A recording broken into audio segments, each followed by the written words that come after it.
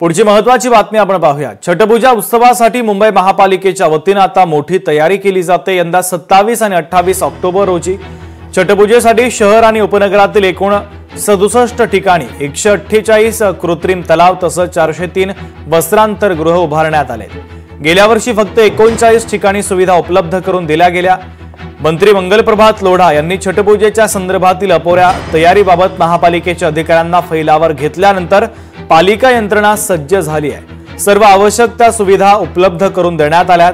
छठपूजेच्या काळात भाविकांच्या सोयीसाठी मेट्रो आणि बेस्ट बस सेवा रात्री उशिरापर्यंत सुरू ठेवण्याचा प्रस्ताव देखील संबंधित विभागांकडे पाठवण्यात आल्याचं प्रशासनाने सांगितलेलं आहे।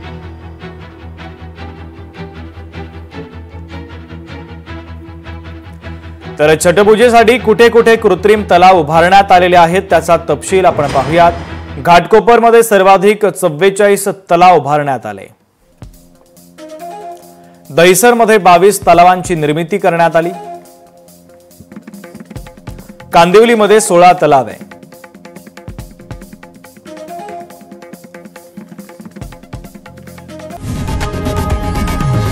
लोकशाही मराठी ऐका, पहा, जागरूक रहा।